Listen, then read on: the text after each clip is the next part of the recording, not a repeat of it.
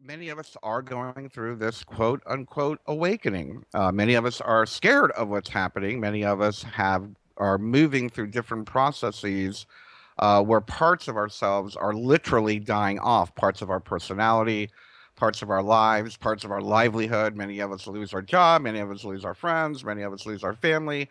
Many of us lose our minds to an extent. And there, for me, some of the motivation behind what I'm talking about today is how we can put this all together and kind of stay grounded while we're going through this process. And that's not to say you're not going to have the emotional roller coaster that comes along with this awakening process, but at least we will be able to live more consciously and have inner peace. I find that most of the emotional upheavals, most of the scarier scenarios that we end up having and experiencing during the awakening process is usually because we're not being mindful, we're not practicing mindfulness, we're not practicing meditation, and we're not consciously intending to live with inner peace. Many of us are still in the mindset of oh wow, look at this wonderful awakening I'm having, and thinking that it is something that we need to react to, that it just happens by itself, when in fact that those aha moments are the universe just triggering you to take the next step. You know, what's that old saying, God helps those who help themselves.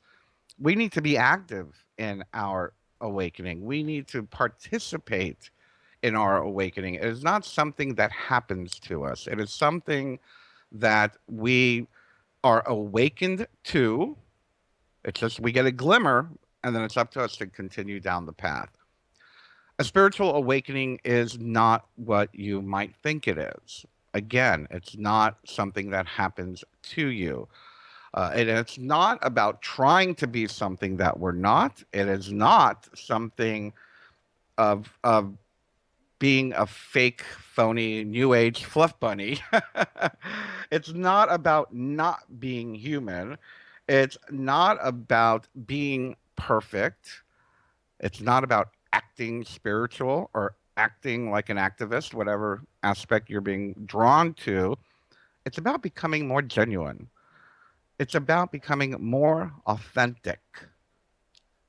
And mostly, it's about having conscious awareness, awareness of who you truly are, learning your behaviors, and creating a future based on what you want, not what has happened, not being a ping pong ball being pushed around the pinball table because of things that are happening around our surroundings. You know, one of the greatest way to measure how far you are in the awakening is to see how you react during crisis. Are you calm? Are you centered?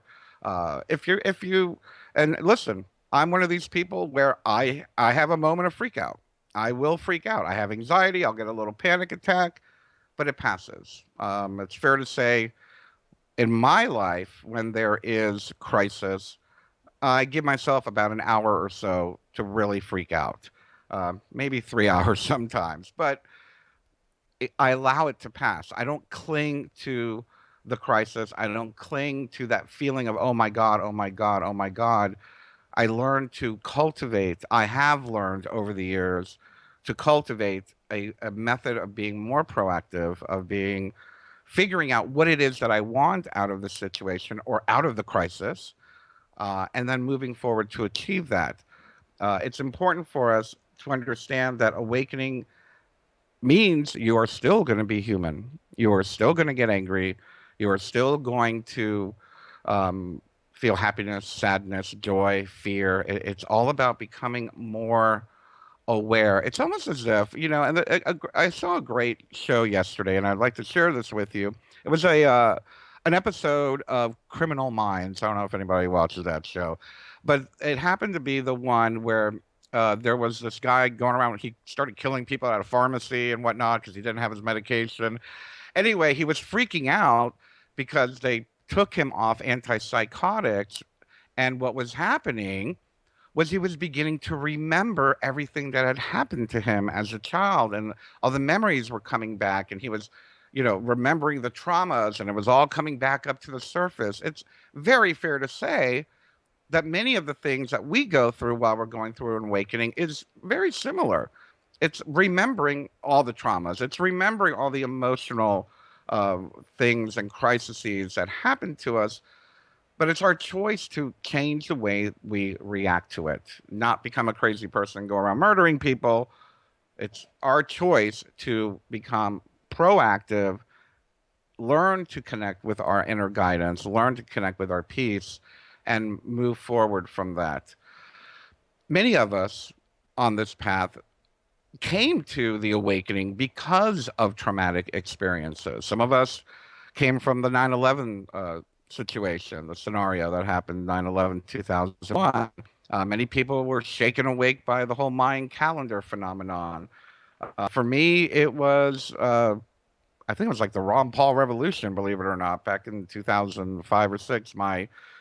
The second half of my awakening really exploded, traumatized by understanding that it was such a scary thing to realize that our government really didn't care about us. So it was traumatic for me to realize that the world was run by rich, crazy psychopaths that really could care less about us.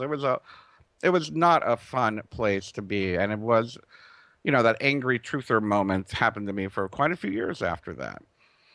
So during my awakening, I started to acknowledge the different severe symptoms that happened to me. And what I mean by that was depression.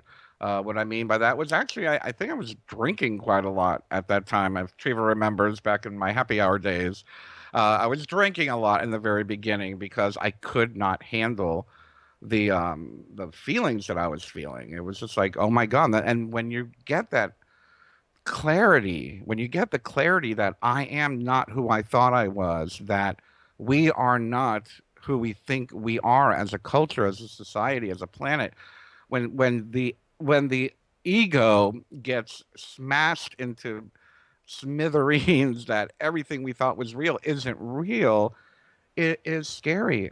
And we can sometimes do negative or hurtful behavior to ourselves and others. Some of the other symptoms I had was nightmares. I had panic attacks. I had a lot of anger, a lot of frustration. I used to get, hot flashes, for lack of a better term. I was in my 30s and having hot flashes. Just strange bodily sensations that were happening.